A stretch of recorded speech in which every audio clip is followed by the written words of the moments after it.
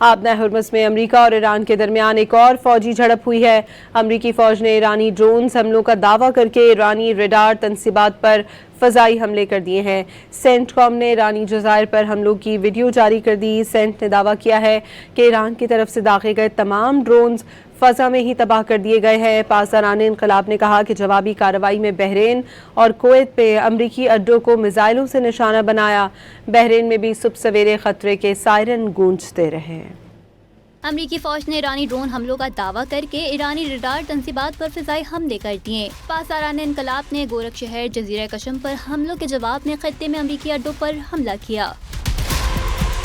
Saint کام کے مطابق ایران نے کویت اور بحرین کی طرف 7 بیلسٹک میزائل داغے۔ ایران سے داغے گئے 6 میزائلوں کو فضا میں ہی روک کر تباہ کر دیا گیا، جبکہ 7واں میزائل اپنے ہدف تک پہنچنے میں ناکام رہا۔ سینٹ کام نے دعویٰ کیا کہ حملے میں کسی بھی امریکی فوجی یا اہلکار کو کوئی نقصان نہیں پہنچا۔ بحرین میں امریکی بحریہ کے 5ویں فلیٹ کے ہیڈ کوارٹرز پر بھاری نقصان کے ایرانی دعوے جھوٹے ہیں۔